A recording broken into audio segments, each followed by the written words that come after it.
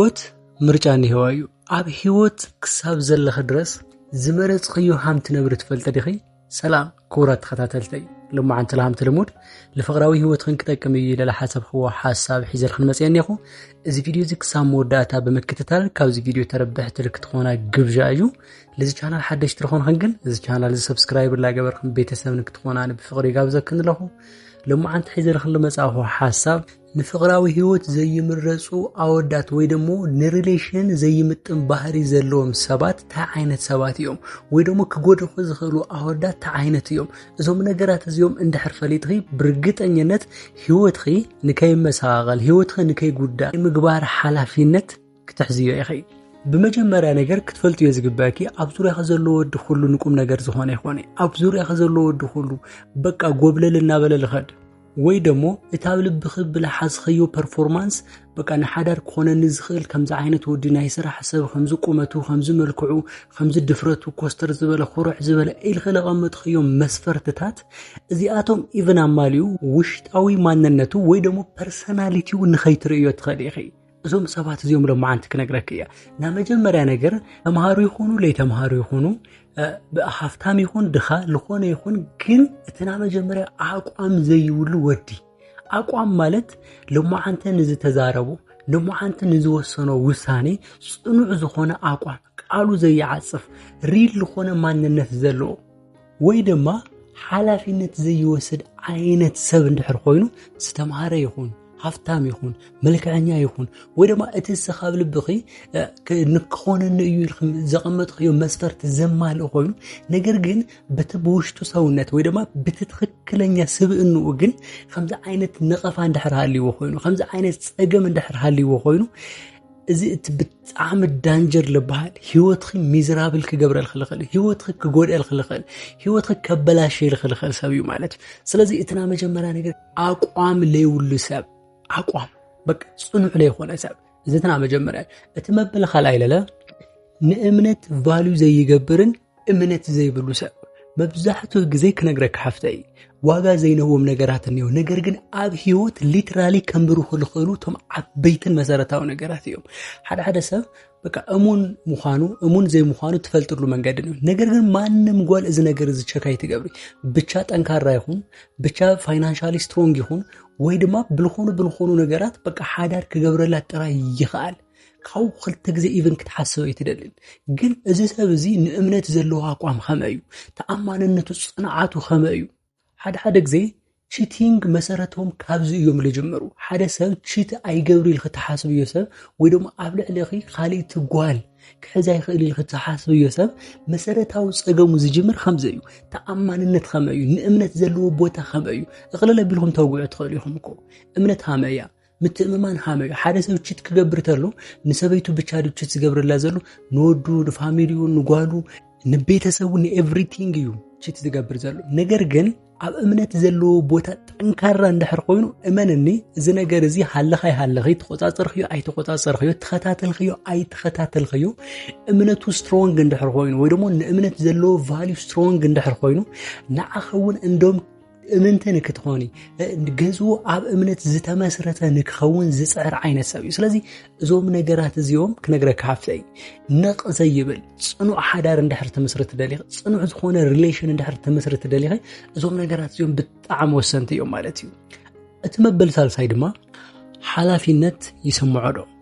ነመብዛሕቴና ወይ ደሞ ናመብዛሕቲው ና ሪሌሽን መፍራስ ወይ ደሞ ና ፍቅራዊ ህይወት ፍርክስክስ ናይ መዋል መሰረታዊ ችግር ሓላፊነትና ዘይሙሳድ ጸገም እዩ እዋ ለማዓንት ጸሪፉኪ ለማዓንት ጎዲውኪ ለማዓንት አቀይሙኪ አቀይመያኮ ልብል ህሊና እንደሕር ለይብሉ ወይ ደማ እቲ ዝግበአክ ክብሪ እንደሕር ለይህውኪ እቲ ዝግበአ ክብርኩ አይህባን ዘለኹ ዝብል ህሊና እንደሕር ለይብሉ ኮይኑ እዚ ሰብ እዚ ክነግረካ ሓፍተይ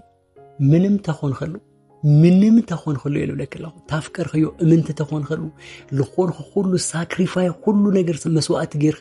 ምዝሰብ ዘንድሕር ኮይንኺ እንትርፍ ጉዳት እንትርፍ ስብራት ምንም ከተትርፍ አይትኸሊ እዋ ወዲ ሰብ ኣብ ሓደ ገዛ ልክ ነበር ልገብሮ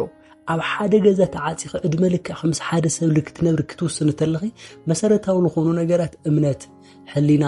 ሓላፍነት ናይ ሙሳድ ብቕዓት እዚኦም ነገራት እዚኦም ብጣዕሚ ወሰንቲ እዮም ስለዚህ ሓደ ድማ ወዲ ካብ ለብልዎ ሓደ ወዲ ሓላፊነት ይወስዱ ጠንካራ ድዩ ይጥንቀቃል ኸዶ ሙሉእ ብሙሉእ ናትኸ ባህሪ ተሸኪሙና ምንባር ዓቕሚ እንይዎ ዶ ከይተሓምቕ ክትወለድ ከተላ ከይተሓምቕ ከይትችገር ከይትጽገም ኢሉ ኸዛ ሓስል ይገብር ዶ ኸዚ ይጽዕር ዶ ታይ ይገብር በቃ እዚ ነገራት እዚኦም ወሰንቲ እዮም ሓፍተይ ክነግረኪ ካውለለ ብንግግር ይኣመን ዶ እዋ ኩልና ኣብ ሓደ ገዛ ዓበናይ ኩልና ሓደ ሰብ ኣይተንከባኸበናይ ለተፈላለየ ማሕበረሰብ ለወለደና ኣብ ለተፈላለየ ከባቢ ለዓበና ክሳብ ልኾና ድረስ ለማዓንተ ሓደ ለግነኸ የወዲ ብጣዕሚ ሃምብል ትሑት ሪስፔክት ልገብር እና ጀግና ልኾነ ወዲ ክኾን ይኽእል ሓደ እንደገና ደፋር ምዝንጣል ቀሊል ልኾነ ምጽራፍ ሙቃዕ ቀሊል ልኾነ ጓል ምንም ተበላ ምንም ላይ መስሎ በቃ ዲስሪስፔክት ተገበራ ኢትስ ኦኬ ልብል ዓይነት ወድለን ነው ስለዚህ እስኸ ከነግረካ ሓፍተይ ነገራት ብምንግግር ነገራት በመውጋዕ ፊክስ ላይ ገብር ወዲ ናጋንጉ ሃምለይ ጸርፈኪ ናጋንጉ ሃምለይ ቃለለኪ ናጋንጉ ሃምለይ ወቃዕኪ እርግጠኛ ክትኾኑላይ ትኸሪ እዋ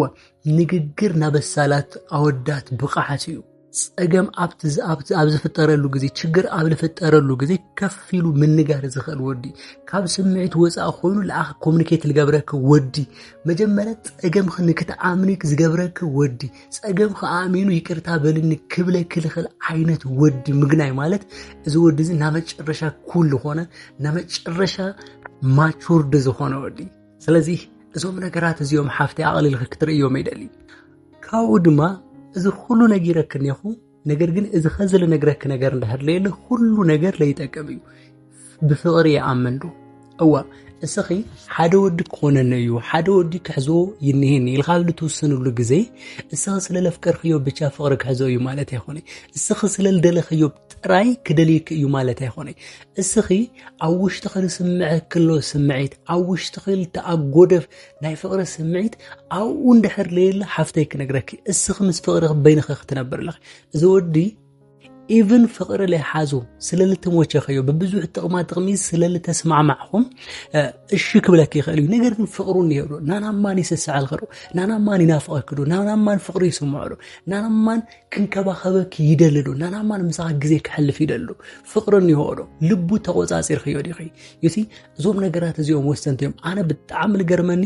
ፍቅሪ ኣብ ለይብሉ ኣብ ሓደ ገዛ ልነብሩ ሰባት ምትእመማን ኣብ ለይብሉ ኣብ ሓደ ገዛ ልነብሩ ሰባት